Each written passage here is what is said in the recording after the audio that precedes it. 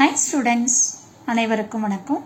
இன்னைக்கு வீடியோல நம்ம என்ன பார்க்க போறோம் அப்படினா கொடுத்திருக்கிற ட்ரான்ஸ்ஃபர் ஃபங்க்ஷனுக்கு ரெஸ்பான்ஸ் எப்படி ஃபைண்ட் அவுட் பண்ண போறோம் அப்படிங்கறது தான் பார்க்க போறோம். வாங்க பார்க்கலாம்.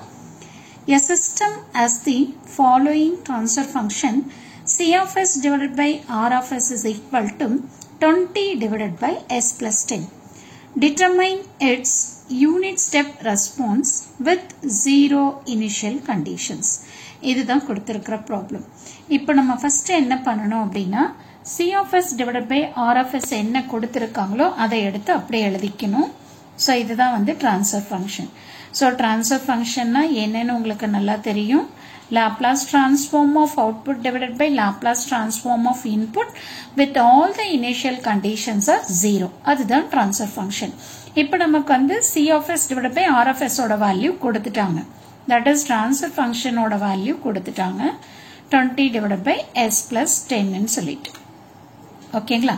இப்போ அடுத்து வந்து பாத்தீங்கன்னா என்ன இன்புட் சொல்லிருக்காங்க பாருங்க, யூனிட் ஸ்டெப்னு சொல்லிட்டாங்க. அப்ப யூனிட் ஸ்டெப் அப்படின்னு சொன்னீங்கன்னா R of s ஓட வேல்யூ என்னங்கிறது நமக்கு தெரியணும்.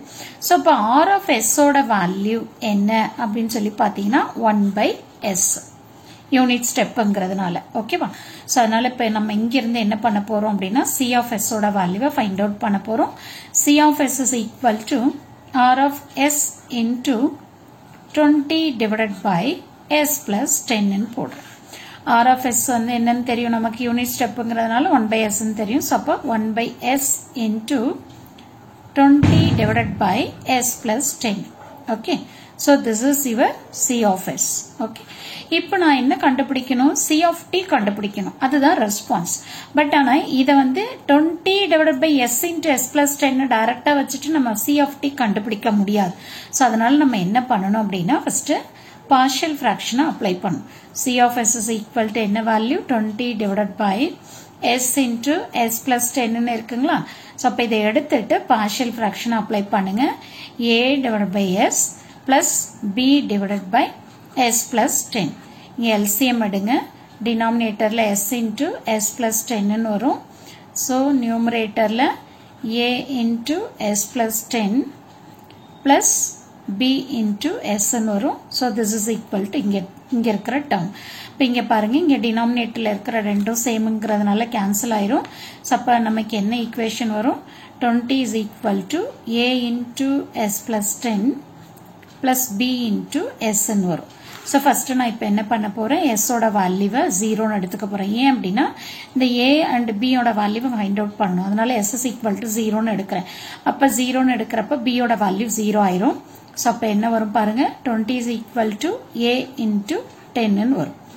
அப்ப a ஓட வேல்யூ நமக்கு என்ன வரும், 2 ன்னு வந்துரும். அடுத்து நான் நெக்ஸ்ட் என்ன பண்ண போறேன், s is equal to -10 ன்னு எடுக்கிறேன். அப்ப -10 ன்னு எடுத்தனா -10 plus 10 0 ஆயிடும். அப்ப 0 into anything 0. அப்ப a term வராது. சோ அப்ப 20 is equal to b into -10. So அப்ப b ஓட வேல்யூ என்ன வரும் பாருங்க, -2 ன்னு வரும். இப்ப a வும் தெரியும், b வும் தெரியும். இந்த வேல்யூ கொண்டு போயிட்டு இங்க சப்ஸ்டிட்யூட் பண்ணிக்கலாமா? இப்ப சோ அப்போ நம்ம என்ன எழுதலாம், C of s is equal to 2 divided by s. இப்ப b ஓட value -2ங்கிறதுனால -2 divided by s plus 10 ன்னு இருக்கு. கரெக்ட்டுங்களா? இப்போ நமக்கு வந்து பாத்தீங்கன்னா இன்வர்ஸ் லாப்லாஸ் டிரான்ஸ்ஃபார்ம் எடுத்தோம் அப்படின்னா நம்ம C of t find out பண்ணிடலாம். ஓகேங்களா? சோ அப்ப நம்ம என்ன பண்றோம், ரெண்டு சைடும் இன்வர்ஸ் லாப்லாஸ் டிரான்ஸ்ஃபார்ம் எடுக்கிறோம். அப்படி எடுக்கிறப்போ இந்த C of s என்னவா சேஞ்ச் ஆகும், C of t ஆன்னு சேஞ்ச் ஆகும். So this is equal to 2ங்கிறது கான்ஸ்டன்ட். So 1/s க்கு இன்வர்ஸ் எடுத்தோம் அப்படின்னா நமக்கு 1. So அப்ப 2 into 1 minus 2ங்கிறது கான்ஸ்டன்ட். அது அப்படியே எடுத்து எழுதிக்கோங்க. இப்போ இது வந்து எந்த ஃபார்மேட்ல இருக்கு அப்படின்னா 1 divided by s plus a ஃபார்மேட்ல இருக்கு. அப்ப இதுக்கு இன்வர்ஸ் எடுத்தோம் அப்படின்னா e power minus at. a ஓட வேல்யூ 10 into t. ஓகேங்களா? அப்போ நமக்கு ஈக்குவேஷன் என்ன வருது பாருங்க, 2 இங்க 2 இருக்கு, இங்க 2 இருக்கு. 2 வெளியில எடுத்துட்டோம் அப்படின்னா 1 minus e to the power of -10 into t. So இதுதான் நம்மளோட C of t ஓட வேல்யூ.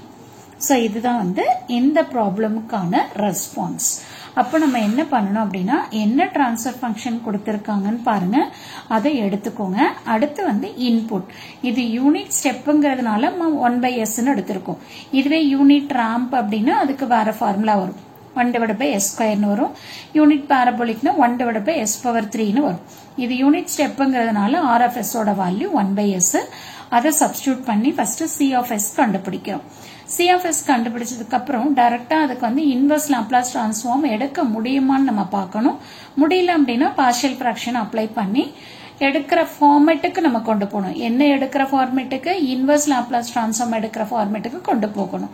ஸோ இதை கொண்டு போனதுக்கு அப்புறம் நம்ம என்ன பண்ணலாம், இன்வெர்ஸ் லாப்லாஸ் எடுக்கலாம். அப்படி எடுத்தோம் அப்படின்னா நமக்கு டைரக்டா C(t)யோட வேல்யூ கிடைச்சிரும். ஸோ இதுதான் இதுக்கான ஆன்சர். கண்டிப்பா இந்த வீடியோ உங்களுக்கு யூஸ்ஃபுல்லா இருக்கும்னு நினைக்கிறேன். தேங்க்யூ ஃபார் வாட்சிங் திஸ்.